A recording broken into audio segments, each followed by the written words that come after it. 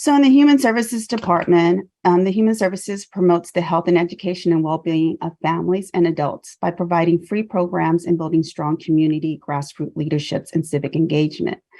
We collaborate with a myriad of partners. And as I go through this presentation, you will get a gist of just how collaborative our department is, not only within the city of Oakland, which Christine has talked about, our cross collaborations with other city departments, including the Economic Workforce and Development, who also assessed us in acquiring leases and land for our homelessness and for our Head Start program.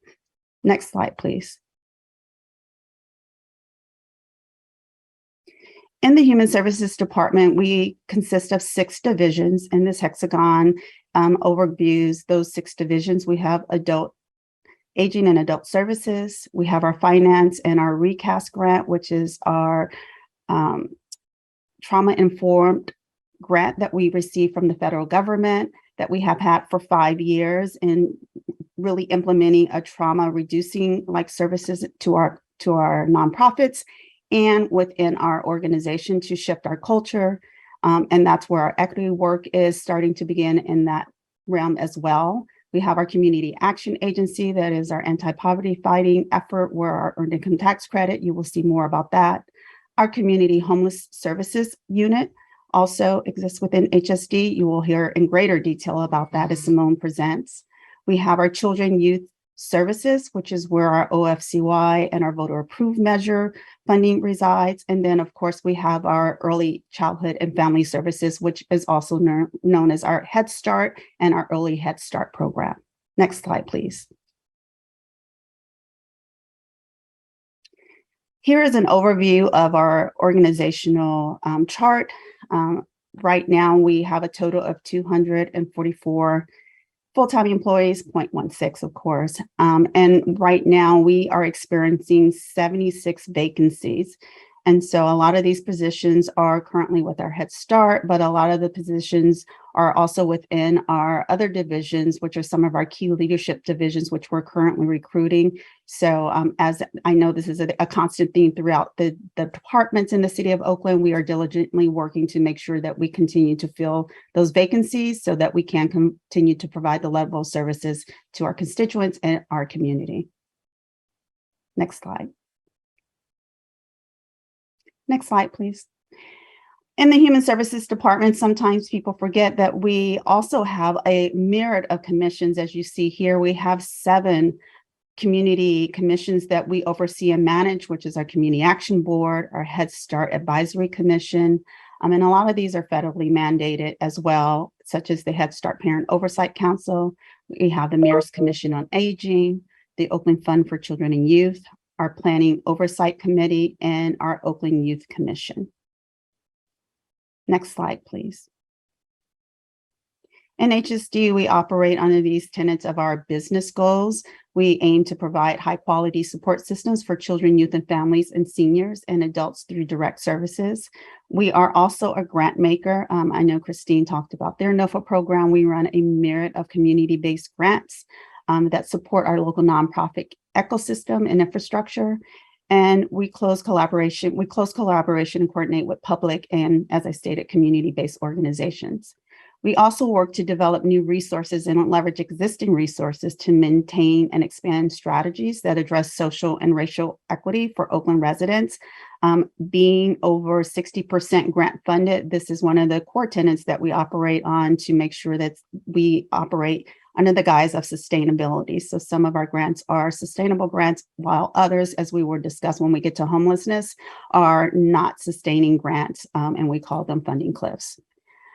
We identify, plan, and recommend proactive policy and systems response to community needs and social issues that impact the health and well-being of Oakland residents. We like to say that we provide services from everyone who are even prenatal to our Head Start parents who are entering the program, to our seniors through our Aging and Adult Services, who we help maintain their residency by keeping them housed. Next slide, please. As we continue with these business goals, we create opportunities for community engagement, voice through participatory planning and evaluation. with our boards and commission and our community groups. We really think that this is the tenet of our human services department. I always like to say we're the heart of the city, where we continue to engage the community and give voice and power and choice. And a lot of this is even strengthened through our trauma-informed work, where we continue to empower the community that we serve and represent to have a voice in the programming and services we create. We sustain the department's efficient fiscal program operations and improve and enhance service accountability through expanded performance monitoring, evaluation, and continuous quality improvement. This is an area that I would say that we're not only sustaining, but we're strengthening. As we saw in the audit that the auditor produced, that this is one of the areas that we are really focusing in as we build our executive team to make sure that regardless of divisions, that there are tools in place and policies in place that address and improve the outcomes for all of our programming.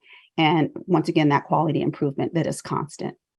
We foster staff development and acknowledgement, and we create, as I stated, a trauma-informed system of care and racial dialogue.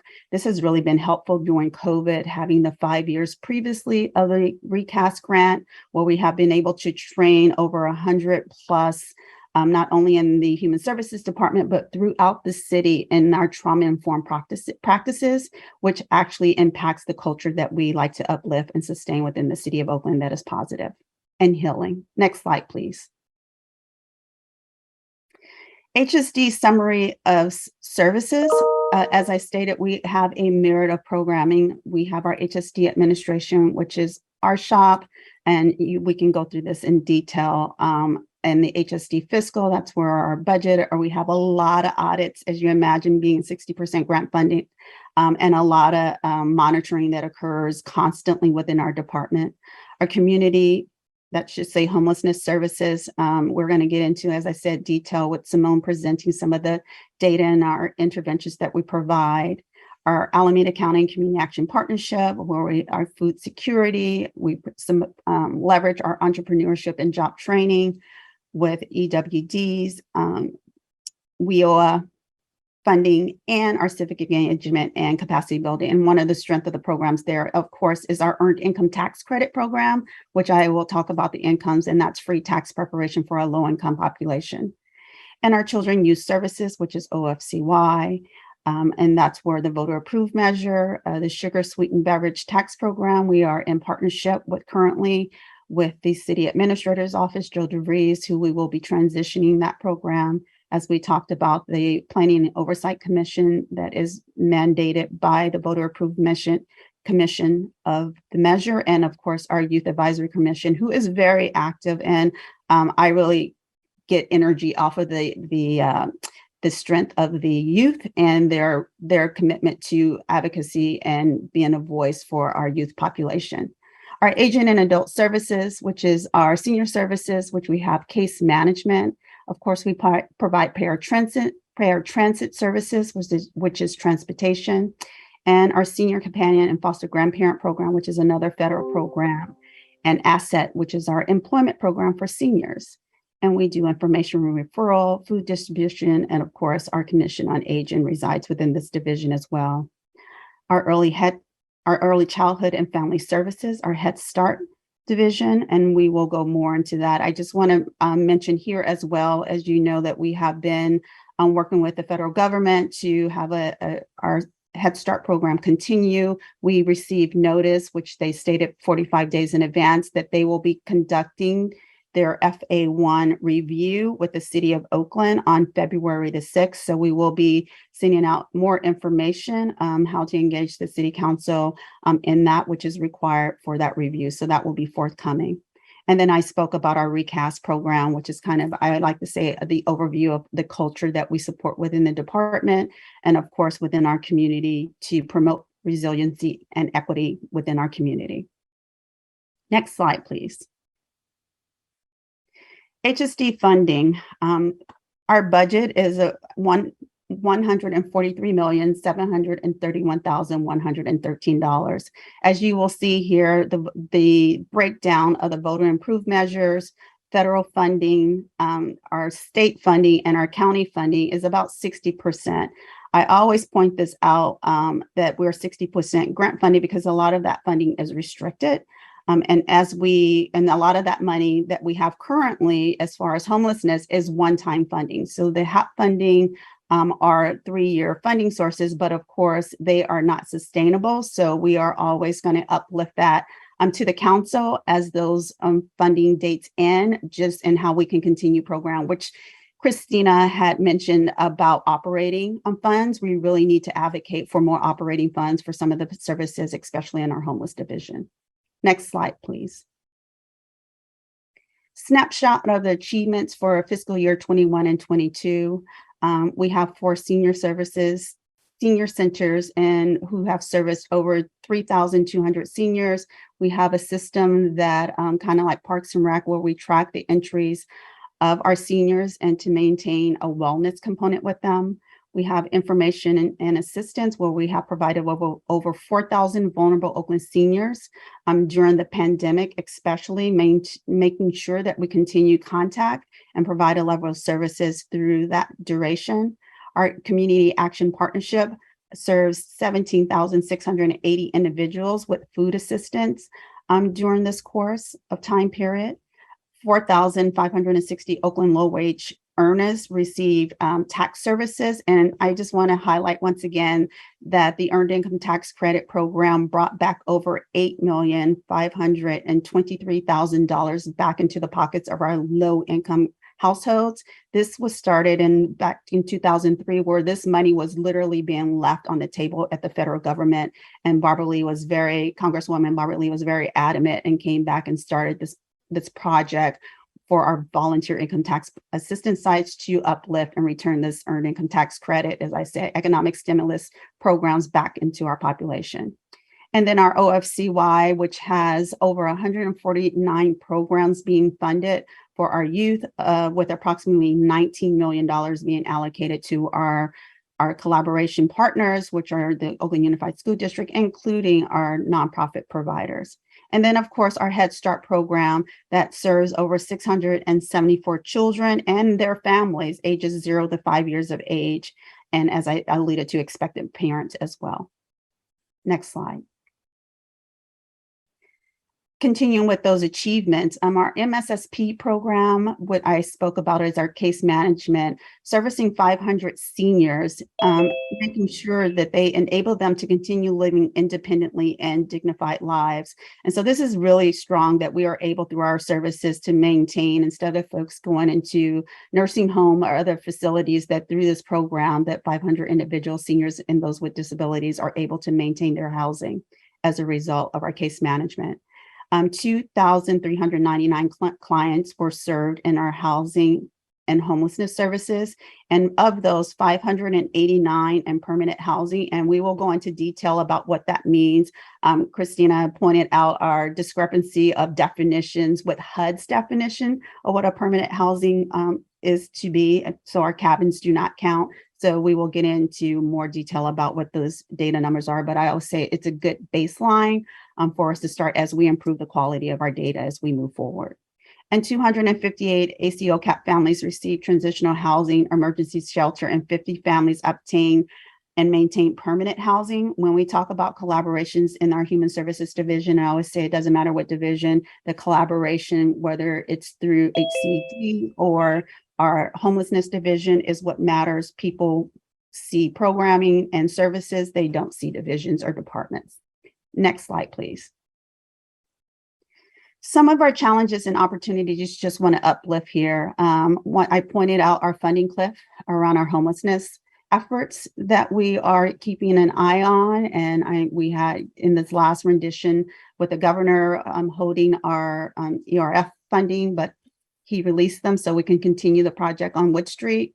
Our staffing, the 76% vacancy rate, and also alluding to our homelessness services, that since 2008, 2009, we had our recession and we cut a lot of staffing. We did not replace that staffing. And then when all the money came in for our homeless services, we only ramped up about 3 individuals because there's no sustainable funding for this, or with a lot of temporary positions.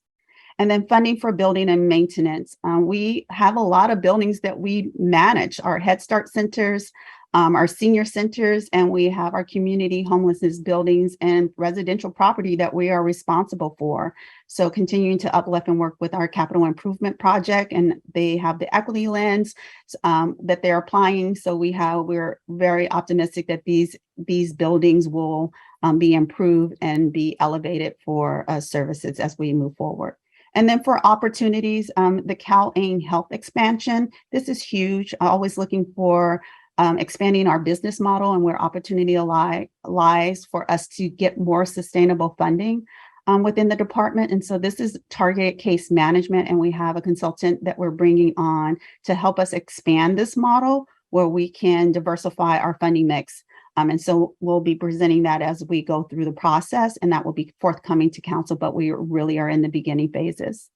And our Head Start mobile learning, this is the picture to your right is a picture of our recently acquired mobile Head Start classroom. And so the federal government came out about a month ago and took a tour of this and was very excited. We're one of 2 in the nation that has this. And this is really on the impetus of being able to service our homeless families within shelters and centers. And so we're very excited to get this project running. But if you want a tour, want to see it, we're more than happy to show this to our council members and upcoming and our newly elected council members. And then the Oakland HRA app, this is our housing resource assistant app that we work with ITD. So, and because a lot of our population in our communities who are unhoused have access to cell phones. And so how can you get resources beyond 211?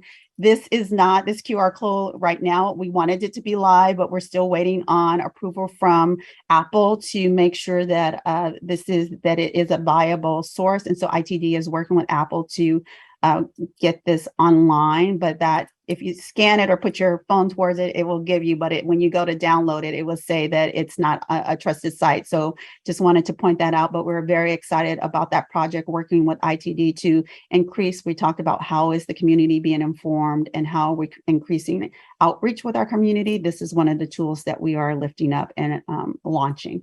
Next slide, please. And so this is, a lot of people know HSD. They know our programming. These are a myriad of the logos that exist within our Human Services Department. And so I just want to thank our Council President, Councilmember Bass, and I want to thank our newly elected council members and existing.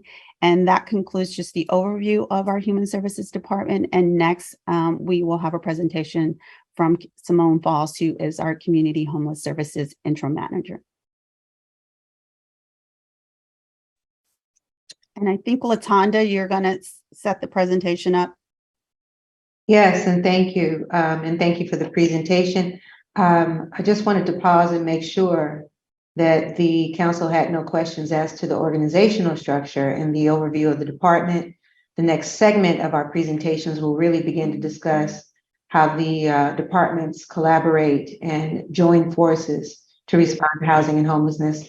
Madam President, do you think we should entertain questions just about the organizational structure here? I don't see any hands, and I know we only allocated 45 minutes for this section, so I'd love to go ahead and continue with the presentation. Sounds good. Thank you. So as mentioned, the next section moves into the ways in which the departments collaborate to respond to the services of housing development and homelessness. Next slide, please. And next slide again.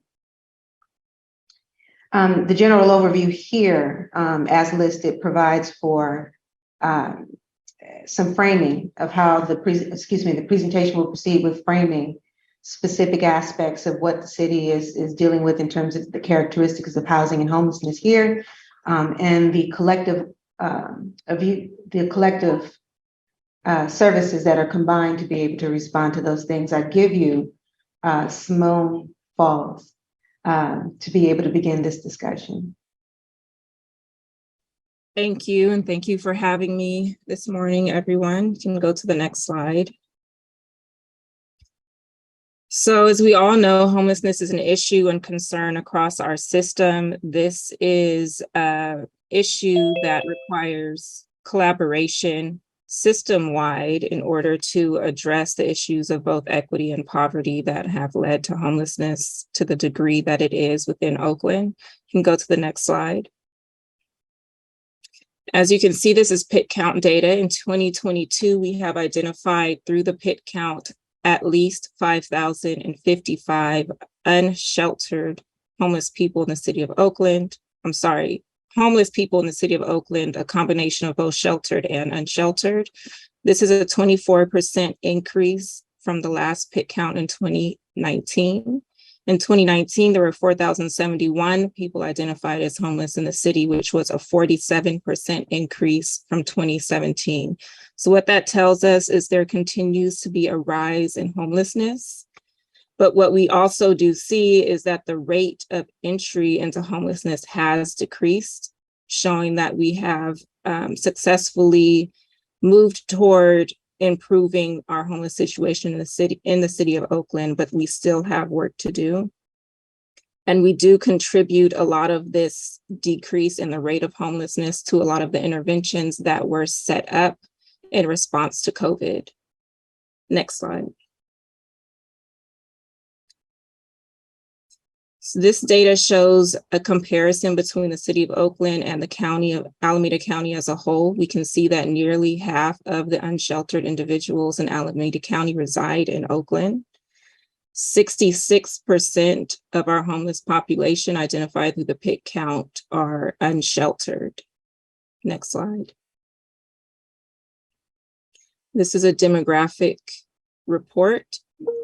What we know from our PIT count data as well is that over 50% of the homeless population in Oakland identify as male.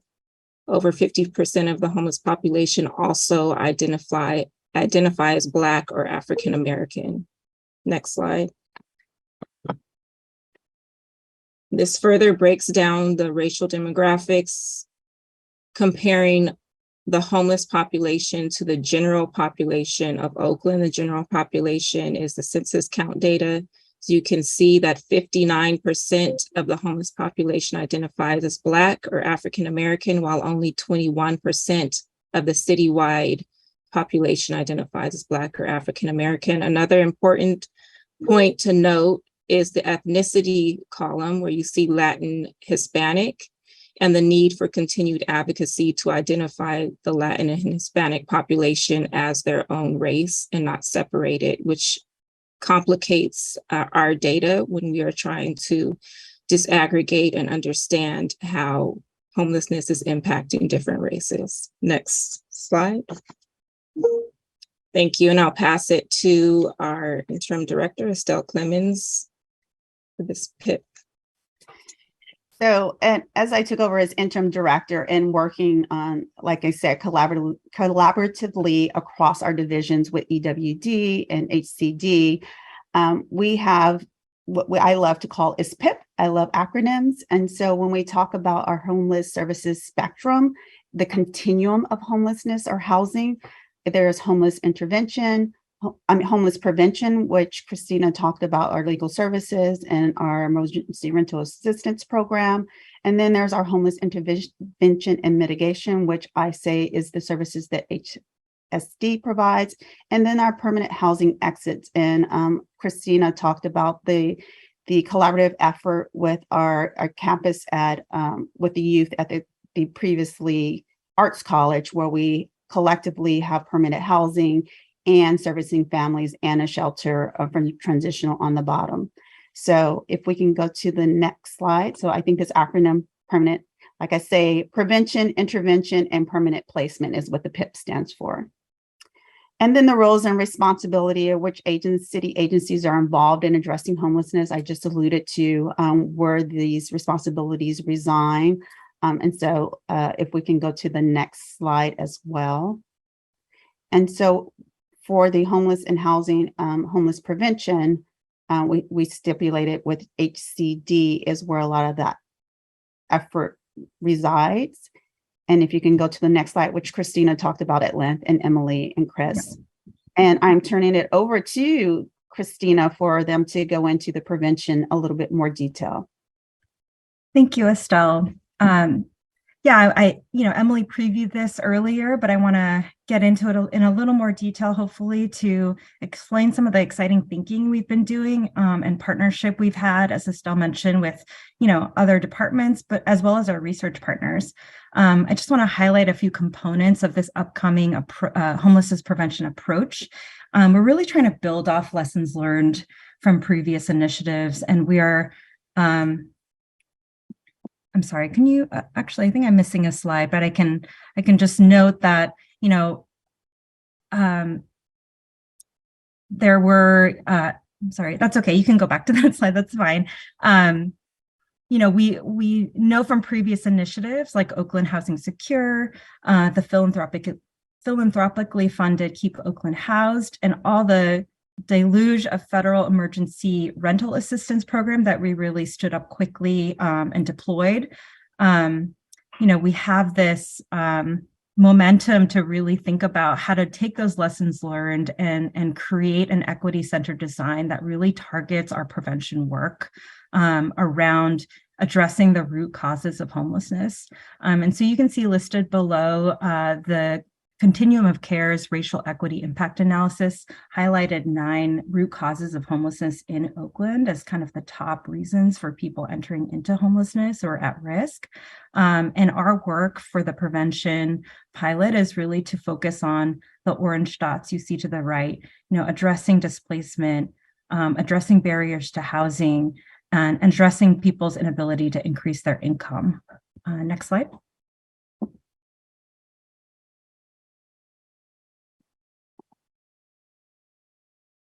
And so I want to note that, we have really deep academic partnerships. And one of them that's been really exciting is our partnership with Stanford. We have a relationship with the Changing Cities Research Lab. And you may have seen some of this in our strategic action plan from a year and a half ago. But they've been looking a lot at credit data, trying to understand at a really granular level what's happening with folks in Oakland. Building off of that work, that was really kind of credit data, numbers-driven work, looking at demographics. We're now working with them and secured a grant to do so jointly with them at Stanford to conduct a lot more of the qualitative data gathering that really gives us an understanding of lived experience of folks that we are trying to support and target throughout the city. They have conducted 80 interviews with extremely low and very low income Oakland renters in English, Chinese, and Spanish. And that research is telling us a lot. They're finding that a lot of they're sharing a lot of information about the barriers they face in accessing and finding housing. Many of the residents they spoke with were off lease. And so we think about, Emily mentioned this earlier, a lot of ERAP was focused on keeping people on lease, essentially. And what we've started hearing in the initial kind of analysis and feedback from these interviews is that, look, a lot of people may be off lease, they may be couch surfing, they may be doubled up, but also they may be prioritizing payment of rent over anything else. And so maybe they are not deficient in their rent, but they've foregone food, right? And so there's a lot of challenges and barriers at play that we are trying to address through our programs. Next slide.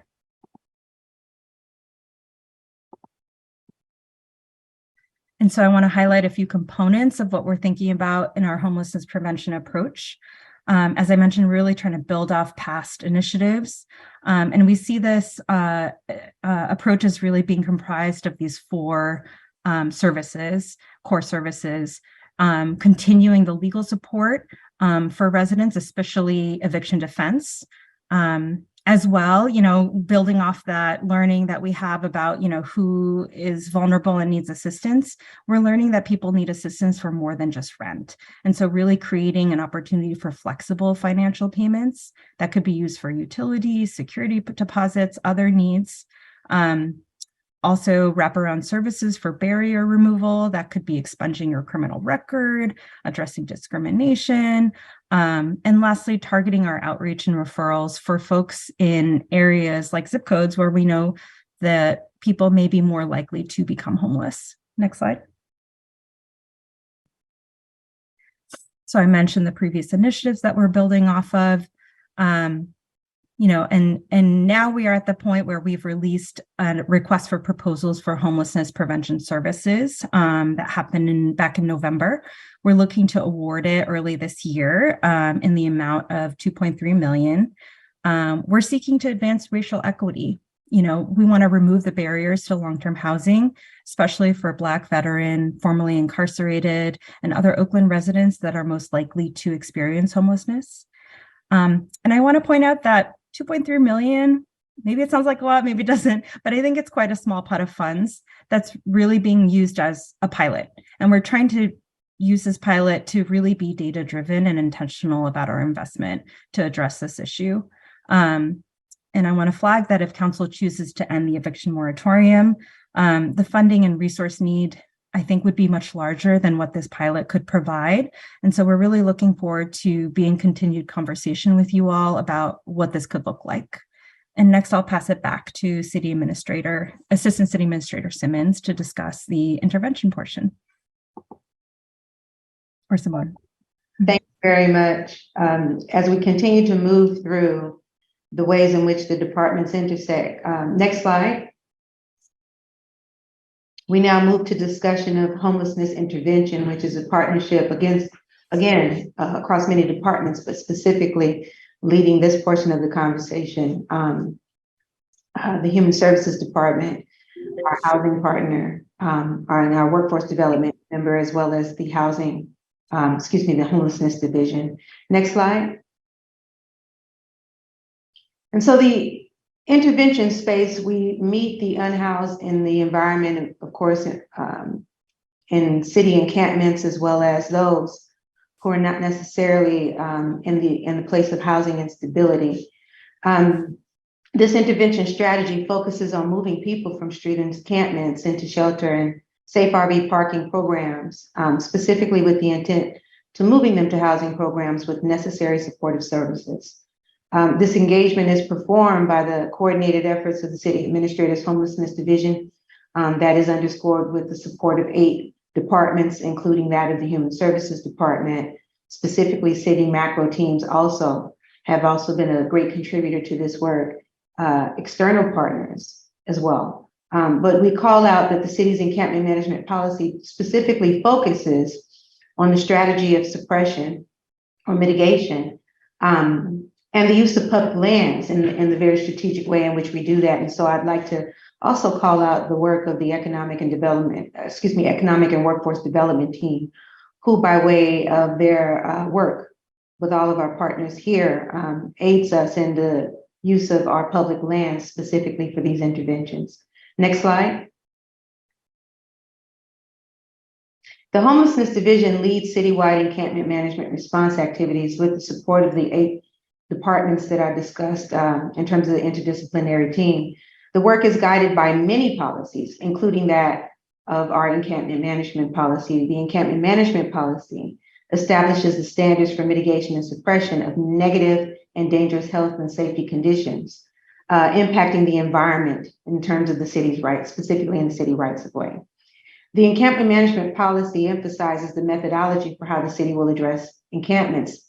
And I just would like to underscore to the many individuals who hear about our encampment management policy is that the impetus of the policy focuses on encampments, which are understood to be the environment, the habitat, territory, surroundings, conditions, and circumstances in which our unhoused may reside.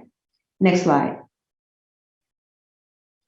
With emphasis on suppression and mitigation of health and safety conditions of our public spaces, and as noted in prior discussions today, the low inventories of city shelter and affordable housing inventory specifically, the encampment management policy aims to address the environment and the needs of the unhoused that may be present. And it specifically serves to designate specific areas as high sensitivity areas where unmanaged encampments cause unreasonably high levels of health and safety impacts due to the nature of the location, low sensitivity areas where those impacts may be of lesser impact with respect to facilities and even those nearby in terms of neighbors and residents, where enforcement is not highly prioritized. to establish specific findings that will prompt ENT intervention, and that consists of 13 health and safety elements with levels of intensity as it relates to those 13 health and safety elements in terms of how we would respond to mitigate, abate, or suppress the conditions there. But specifically, while this is focused on infrastructure, it is notable that with the unhoused community in these environments, this policy serves as a pathway to connect unhoused residents to shelter and services from the encampments prior and during the actions. I want to rest here just a second to be able to underscore that with this as a priority and as one of the most meaningful purposes of the work, beyond addressing the infrastructure issues, we know that this is the place where we intersect with, in the most substantive way, with the issues of available shelter and housing. And so we'll talk about that a little bit more, but I think you see how we are beginning to build so that there's a greater understanding of how these work as a continuum. The last piece would be that in the contemplation of how we move people, that we do focus on strategies centered in the principles of equity and harm reduction to address, the issues of non-compliance in terms of how people may be existing in these environments. Next slide, please. Noting that the greater expansive work, particularly with respect to encampment management and addressing the conditions of the environment, you would imagine, and I would hope that you all can see, that this is exactly where this work, based on its momentum, becomes anchored specifically in our connections to available shelter and housing. And this is also tethered to the Martin v. Voisey requirement, and that would be the Ninth Circuit Court decision that says that before any encampment is closed, you must make an offer of shelter and or housing that meets the needs of the individuals present. That sort of underscores the importance of that this resource issue is structural as a matter of process and specifically as capital resources. The structure specifically contemplates the need to focus on how we solve for increasing the ability to address the areas where encampments are and the needs of those that are in those environments. And those considerations include, most obviously, increasing the inventory of transitional and permanent supportive housing, specifically improving the caliber of outreach and systems navigations and outcomes that we are seeking when we engage the unhoused, and ensuring individuals are connected to county, state, and federal resources. And we wish to, again, underscore county, state, and federal resources. And then, of course, also the alignment and tracking to ensure that we can monitor our system's performance and the metrics of our system's performance as we enter people into system. Next slide. And notably, we brought this slide in to underscore even the issue as we spoke about as it relates to the low availability of shelter and housing. This slide intends to show the most recent activity up to September for the amount of closures, partial closures, and reclosures and cleanings that have occurred since September. I'll tell you that number is the September number, but we currently stand at the end of December with a total number of about 430 total closures, partial closures, reclosures, and cleanings. The regular garbage runs and the containerized garbage services and hygiene services are estimated here at the end of September to be at approximately 7,000 different instances. I'll tell you that right now, that stands at the end of December at approximately a little over 9,000 instances of continuous cleaning and pickup services. And that work, by the way, could not be accomplished without the fervor and the commitment of our Public Works Division, KOCB, and even our illegal dumping segments. And so I wish to just lift up the efforts of the Public Works Department. The purpose of me putting this slide in is not to just benchmark activity, but specifically to give you the comparison of suppression activity.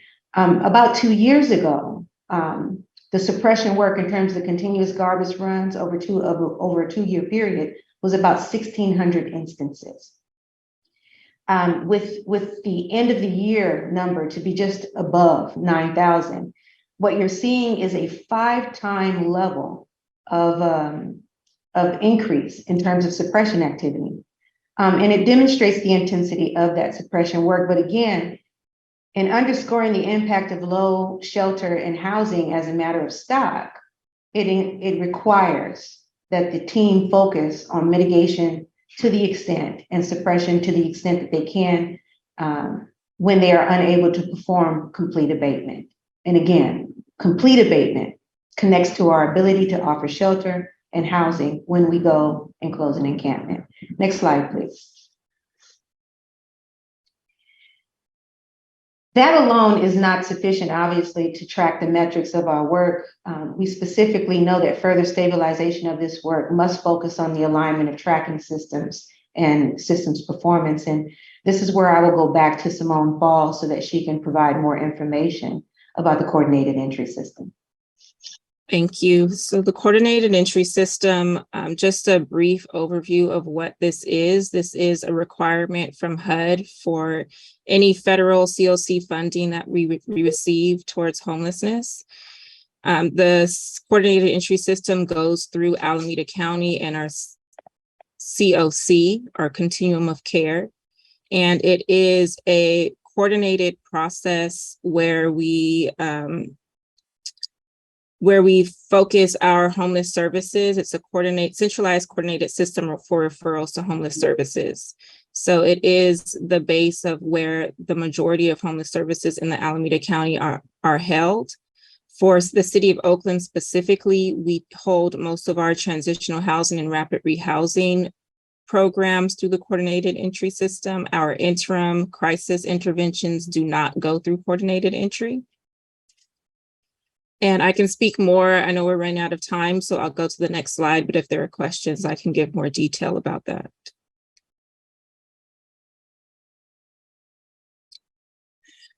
All right, so the goal here, we have goals of our system. With dedicated long-term funding, we aim to be able to decrease the entry into homelessness and new homelessness. We aim to enhance existing crisis interventions through the mandated housing first approach, which is a mandate for most of our funding. We look to rehouse people quickly and then also add additional aftercare services, allowing to support people in increasing their income and addressing long-term impacts of unsheltered homelessness, including trauma that people may have experienced, helping them to stay in housing and reducing recidivism into homelessness. And lastly, we look to collectively support the development of deeply affordable and supportive housing. Next slide. This chart details the different interventions, community homelessness services funds, and overseas. So the coordinated entry system, what I just spoke to, is run by Alameda County. The crisis response beds are programs such as our navigation centers, like the community cabins and safe RV safe parking, emergency shelters, and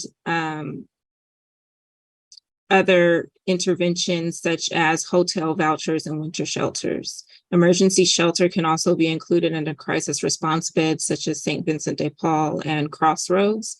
Our health and hygiene interventions include interventions such as our mobile showers, our portable and wash stations at encampments, allowing for cleanliness and hygiene at our outdoor sites and also at our outdoor unprogrammed sites. Housing navigation is a program that is part of all of our crisis intervention and long-term programs where staff work with clients to identify long-term and or permanent housing solutions.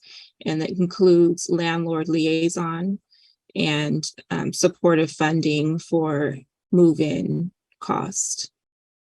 We have special needs programs. Our OPRI programs, our HOPWA programs can be identified as special needs, specifically the reentry OPRI program, and our Lake Merritt Lodge and home-based programs are also special needs programs. Permanent housing interventions, all permanent housing goes through coordinated entry, but we do fund permanent supportive housing services. So supportive services for those individuals who have successfully entered into permanent supportive housing. Rapid rehousing is a form of a long-term intervention where it provides the initial cost for move-in and rent, and then it decreases over time with supportive services until the individual is able to afford the rent on their own. Transitional housing is a long-term intervention as well. We aim to move people from long-term housing to permanent housing within 6 months. However, people typically have up to 2 years to stay in this program, and it includes on-site services, supportive services. Our homeless mobile outreach program is our street outreach program where we have a local provider who goes out onto the street and meets people where they are and helps connect them to supportive services and housing. Next slide. So this is a chart that details many of the providers that we currently work with. I won't read them all. You can see them here, but I also do want to highlight our capacity building program that we are in our second cohort of, and this is a program to identify small emerging organizations with leaders who identify as the overwhelming population, Black or African American and other minorities, and also people with lived experience. And we have a group now that is going through the second cohort to be trained up through Jeweled Legacy and to be offered services on how to be more competitive, and it includes a $10,000 stipend. Next slide. Right, so this is a data chart, 2 data charts detailing exit outcomes. I do want to go a little beyond what we see here. So you can see that around 2,000 people were served through Oakland shelter and housing programs, and nearly 2,000 people were also served through street outreach. The exits, if you break them up by long-term versus crisis interventions, I do like to look at our interventions in 3 buckets: our long-term, our crisis, and our services. So long-term programs, 76% of individuals in these programs exited to permanent housing, 19% exited to temporary housing, and 5% exited to homelessness. And we do expect to see with our long-term programs the result in people moving directly into permanent housing and sustaining that housing.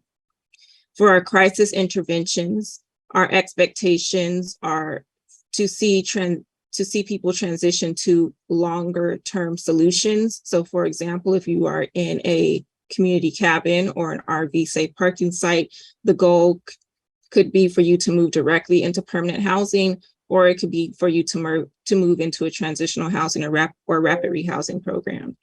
So the results we see here from the last fiscal year is 24% moved to permanent housing, 31% moved to temporary housing, 45% to homelessness. So you can definitely see the difference in the results between the 2 different types of long-term programs versus crisis interventions. Next slide.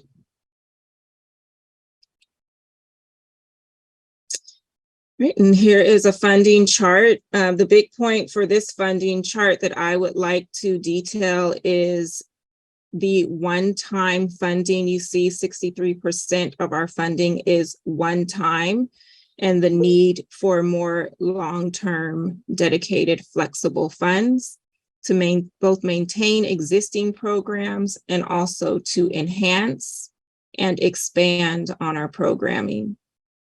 And lastly, also just want to add a note for the need to have dedicated funding in order to increase permanent staffing in our community homelessness division. I believe, next slide, I believe that's it. Yes, I'll pass it back to, I don't know if it's Interim Director Clemens or Moon. I think it's me.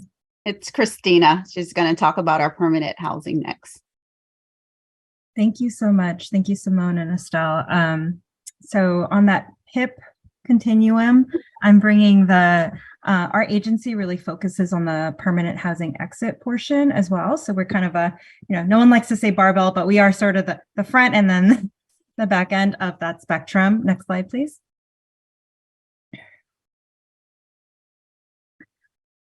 So our role is very much focused on creating new units, and especially for people experiencing homelessness or at risk of homelessness. As we've noted before, we're not alone in this effort, right? We're a large driver of production by investing our subsidy, but we're part of this broader housing ecosystem that partners to place folks in our units that we produce, as well as just in the general market with vouchers and other subsidies in our city and elsewhere. So you can see, we are, trying to create the units, and as Simone mentioned, those units go through coordinated entry referrals that are at the county level. That includes permanent supportive housing that has really rich services and kind of wraps around folks so that they have all the support they need to stay housed and flourish. As well, we also include dedicated extremely low income units for folks that just need some lighter service connection and really just need an affordable unit. As well, human services, I think was mentioned before, there's rapid rehousing work, as well as the Oakland Housing Authority. They're our partner for vouchers in our units, but as well, they are administering emergency housing vouchers that came through the kind of ARPA package, as well as other rental subsidies. And we're working with them to get more creative about how do we break out of the mold of traditional Section 8 to stretch their resources and ours further. Next slide, please. And also, I'm sorry, go back to the last slide. Thank you. I forgot to mention, this actually is an incomplete list, right? Because there's a ton of other people we should list. I mean, I think we talked about the county. And I think you all are aware, they provide services funding, they administer coordinated entry, but their housing department also administers capital and operating funds, should they have a new bond measure in the future, as well as, their Measure W funds. I believe Latanda mentioned earlier, it's kind of locked in a lawsuit right now, but really would bring a ton of resources for operating subsidy that we're really eager to access and get engaged on. So again, the county, really big player here, as well as, our partners in other departments. We are co-presenting with the three offices of HSD, HCD, and CAO, but, we work really closely with our partners in EWD to unlock the real estate that the city owns, and really steward that city-owned land for affordable housing development. There are partners on the real estate end to really make sure those agreements are structured appropriately and leveraging what we can out of that land. And as well, our partners in planning and building have really been helping us to try to prioritize our housing projects such that they move forward as quickly as possible. Next slide, thank you. And so to situate us in the bigger picture, there's a lot that guides our work in housing production and preservation. We mentioned earlier, we have a strategic action plan for our agency that focused our efforts really on just the next couple years at the time. So it's 21 through 23. We're about halfway through that term. And, as we mentioned before, Measure U really presents an opportunity to engage with all the stakeholders that we work with and advocates, including you all, to take a moment to refresh our strategic action plan and hone our strategies moving forward for not just Measure U, but across our department and this housing work across our teams. you've probably heard a lot about the housing element and more to come through the planning and building department to that end. But I just want to note that, it's a collaborative effort, but we really see the housing element as a place to, document the toolkit that we're using and the vision that we have on how to move forward on our housing work. I see it as a living document, and, we report on it every year through the APR, the annual production report. This bar chart you see in front of you is an example of that progress. So, when you hear about there's how much affordable we built under the housing element and the, towards our RENA goals, this is a snapshot of that. And one thing I want to point out here is that there wasn't a lot going on early on in that cycle, right? And that's for a lot of reasons, the end of redevelopment, the market, and just, funding.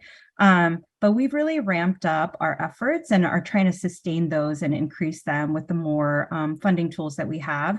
And I want to point you to the lighter green parts of the bar, because I think in terms of how the state counts and how everyone counts, there's maybe some different ways to think about it. I mean, we have the state, which is really focused on new creation of new housing units, right? So they're thinking about new construction, create affordable units that are new construction. They let you count conversions of commercial to residential or non-residential to residential. So some of our home key motel conversions may count as an affordable unit under their counting, but we also have projects that are just as important that may not count, right? So things where they may not be affordable housing, but they're already residential and we're converting from market rate to affordable. That is not counted by the state, but we certainly count them. And so that lighter green is showing our sort of preservation and acquisition work that is a little outside of that kind of state counting, but just as important to the city. And as well, you can see, we have a lot of best practices and guidance coming out of the PATH plan, kind of regional conversations through All Home and others about, the ratio of investment to invest in the spectrum that we're talking about of prevention, interim and permanent housing, as well as all the work done at the county level about not just the pink count, but racial equity analysis and impacts for our homeless. Next slide.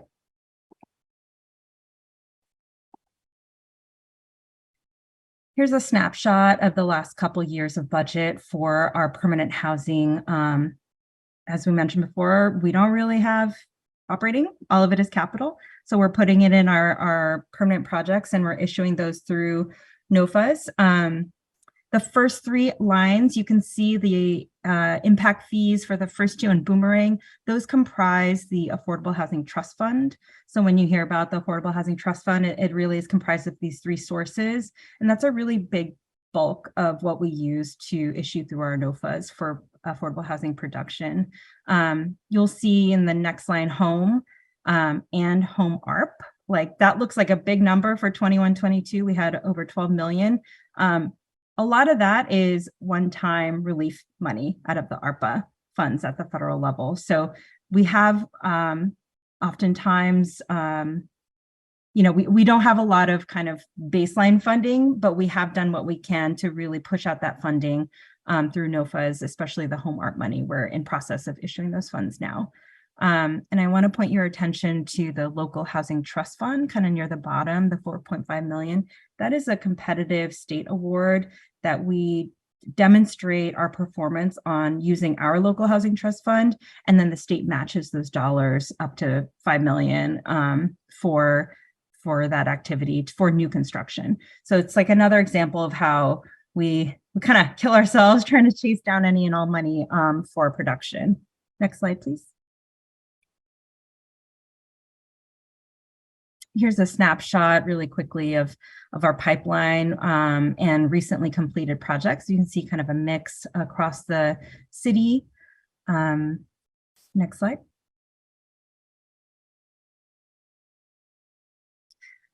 And I want to go over what it takes to get a typical affordable housing project built. I think you've probably heard it's like pretty tough process. And we have really dedicated partners that do this work. And I'll just walk you through really quickly, before we even get involved or aware, developers and sponsors are out there partnering and identifying sites to acquire, engaging with community, working with an architect, securing entitlements. We may be involved a little bit if sponsors come to us for pre-development funding, but generally this is work that's being done, before they even come to us.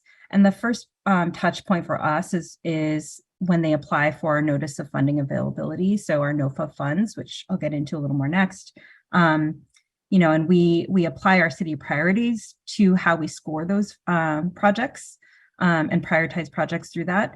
We currently are prioritizing how deeply affordable projects can go, how ready they are, and scoring factors around anti-displacement and neighborhood priority.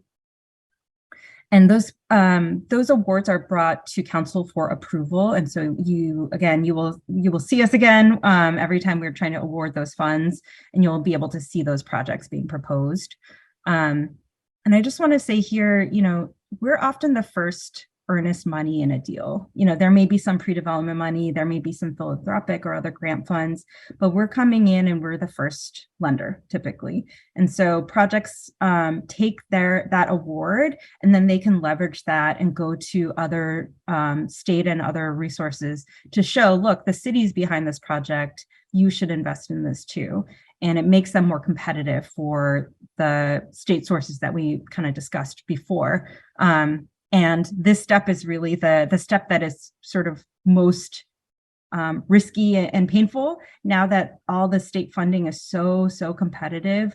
And again, the structural disadvantage sometimes we face in some of those programs, there's some waiting and spinning that happens in the stage of kind of working to leverage and find the gap financing needed to get to construction start. But that's a big piece, and that's what we talked about kind of advocacy needs for. As well, in parallel, they're working to secure their building permits. They've done all the due diligence, pre-development. They've done design work with their architect. They're entering into their construction contracts. And when they do get that final money, they have to start within 6 months, basically, of the big kind of tax credit and tax exempt bond award. They start within 6 months, and it usually takes 18 to 24, sometimes longer months to complete construction. When they're nearing the end of construction, we work really closely with them from our HDS department to coordinate that lease up, make sure any city preferences are reflected, as well as work with the county on, we're trying to pilot the portal and, build out that portal to work for us, as I mentioned. So there's some lease up coordination that happens as well. Next slide. And I won't get into this too much, but you've heard me talk about NOFAs, and here's the examples of the NOFAs we've done for the past few years and what we intend to continue to do. Next slide. And here's a snapshot of kind of what results from NOFAs, right? And so in 2021, here are the units that we funded, and we count as kind of unit starts. So units that we close financing on. And you can see that big blue bar, that's Homekey, and a lot of that, reaching that depth of affordability, through a typical, new construction approach, it's really hard to get to that depth without that big infusion of investment and grant money that Homekey has made available at the state level, and that momentum that the program provides. So, I think, regardless of Homekey, we are invested in really expanding the amount of 20 and 30 and 0 to 30% units that really address the need for homeless units. But Homekey has been a big boost for those efforts. Next slide. Just want to give you a couple examples of projects we've done. Here's a new construction project you may be familiar with in Brooklyn Basin. There's several phases that have been happening there, and many of it's been like a 20-year process basically to get to this point, and it's been transformational, right? Like the neighborhood is completely new. We've gotten really amazing open space, but we've also gotten incredible, affordable new developments there. One of which is Food Log West that recently completed and leased up. We had a wonderful kind of opening event recently. But it's not a simple process, especially on a city-owned land as part of a larger kind of development project that includes infrastructure, market rate, and parks. Mid-Penn Housing worked really closely with the city and the Oakland Housing Authority. We both had land there. And so that was a big coordination effort just on the land side.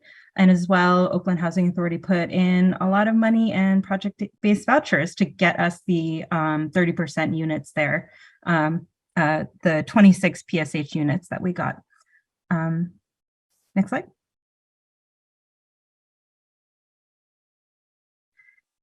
And here's another project, Aurora.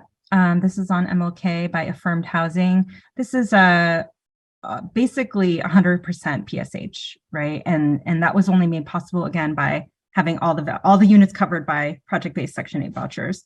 This was also, if you look at the schedule, I think this is probably a best case scenario for a new construction project. And I think that's because they got this built before the state tightened their criteria and became really competitive for tax credits and bonds. And so if everything goes right, I think this is probably a best case scenario for a project to get built. And it's beautiful. We should see it sometime. Next slide. You've heard me talk about Homekey. You may be familiar with Clifton Hall, which is the former CCA dorm in Rockridge. This was a really robust coordinated effort that I think built the machine and let us know we could do it as a city. This was the first stage of Homekey where it was a little Wild West. No one knew exactly what the funding was going to look like, but we knew it was going to be quite generous and quite strict on delivery timeline. So this property was for sale. Councilmember Kalb kind of facilitated those conversations. The former mayor was involved as well and her staff. And as well, we mobilized across all our departments: real estate, HSD, HCD, CAO, planning and building, city attorney's office to really figure out how to purchase this building, negotiate with CCA in good faith and really move quickly to acquire it. We got the award in August of 2020. We acquired it by November. And we started occupancy in December because of how urgently the deadlines were. And because of the condition of the building was quite good at the time and just needed some of the improvements just to kind of split up the floors between the family shelter and the permanent units. But I will say this was a really successful partnership across all our departments. It's also a really good lesson learned that we would probably not recommend direct acquisition again because of how just challenging the structure was and how our sponsors are really the experts on rehab and acquisition and development and long-term property management more so than the city. But I do think this is a really good example of how we mobilize quickly. Next slide. And while ACH, acquisition and conversion to affordable housing, doesn't typically provide dedicated homeless units, I did want to just show you an example of a project here that, it's really important for, stabilization and protecting tenants from displacement pressures. So we have that NOFA that issues funds and carves out funding for land trusts and co-ops, as well as other just acquisitions and conversions for rental housing. And one thing I would note here is it's super important to us as an agency and to the city to support land trusts and co-ops, as well as these projects. It's pretty intensive effort between staff and sponsor. Oftentimes, these are older buildings and you don't really know what you're getting until you get in there. And so I do think we're trying to refine our program to really reflect need and the uncertainty you have when you get into these types of projects. Next slide.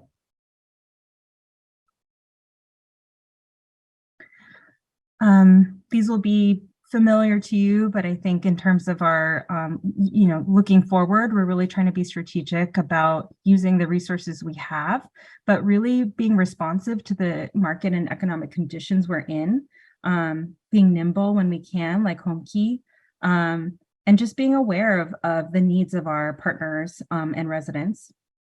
And so on the capital side, we're really trying to continue to be aggressive about securing competitive resources. As mentioned before, we're embarking on a really deep engagement process with our stakeholders and community members about what a strategic Measure U bond spending plan should look like, and what are the tensions that we're navigating in using those dollars effectively.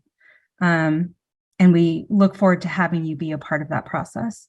As well, we're supporting developers pursuing competitive state funds that we don't have to pursue, but are critical for our projects like MHP, tax credits bonds, and others. And as mentioned, we coordinate with EWD on the city-owned sites that we have. On the operating side, we talked about advocacy and leveraging partnerships. I would just note that we're trying to home grow our own subsidy wherever possible. There is a resource called the Permanent Local Housing Allocation, PLHA, which comes from state recording fees collected that Oakland, sorry, this is getting really specific. Basically, there's a stream of money that we're going to get every year. It's not a lot, but we can use it as our own local operating subsidy. So we're really trying to stand that up right now. Next slide, please. And next, I'll pass it back to LaTonda. Thank you.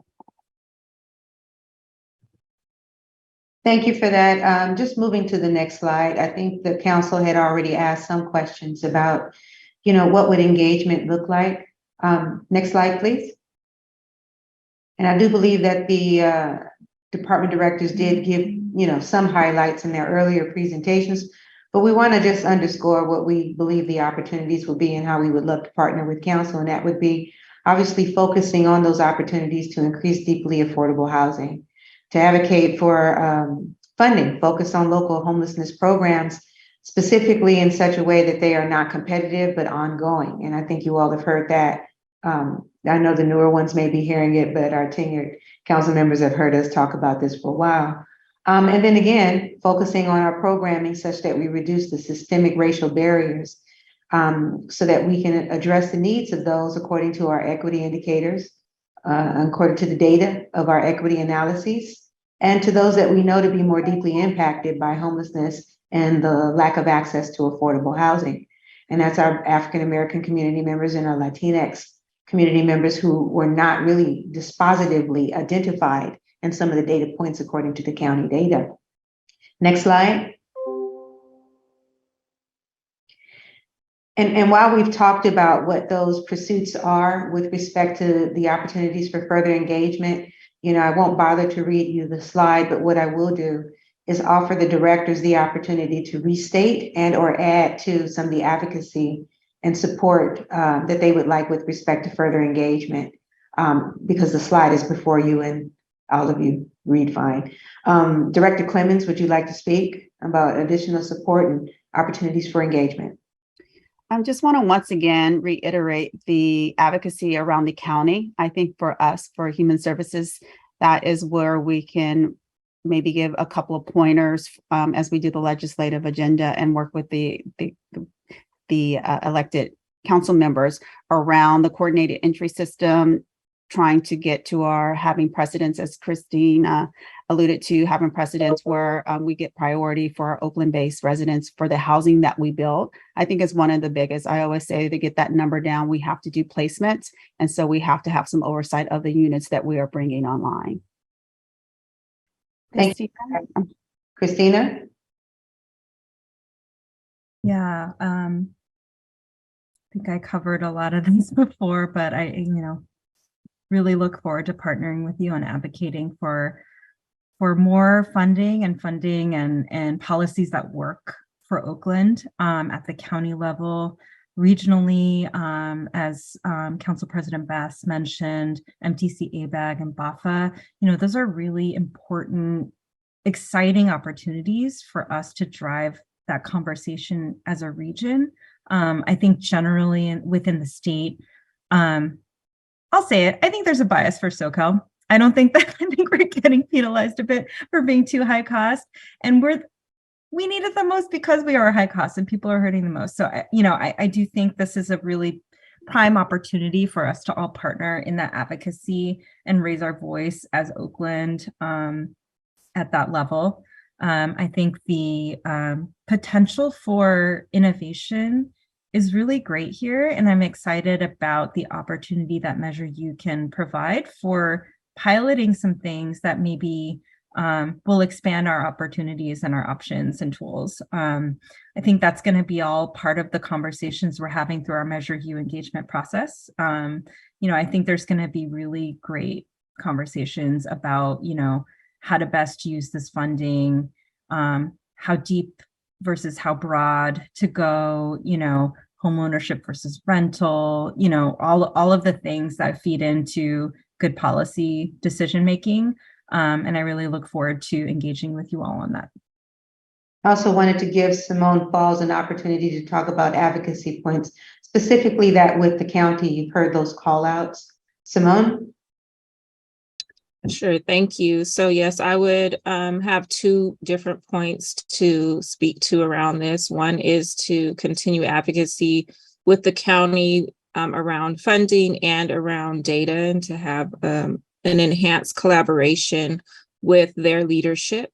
And then also just advocacy around system-wide collaboration to ensure that all parts of the system are working together to address homelessness and the issues of poverty in our city. Thank you. Thank you. Madam Chair and members here, this concludes this portion of our presentation. We certainly open it up to your questions and comments. Just want to note that the workforce development team is also into this work. They will be able to talk a bit more when we come to their presentations. And so we just want to elevate that you sort of continue to hear more about the continuing work. Thank you.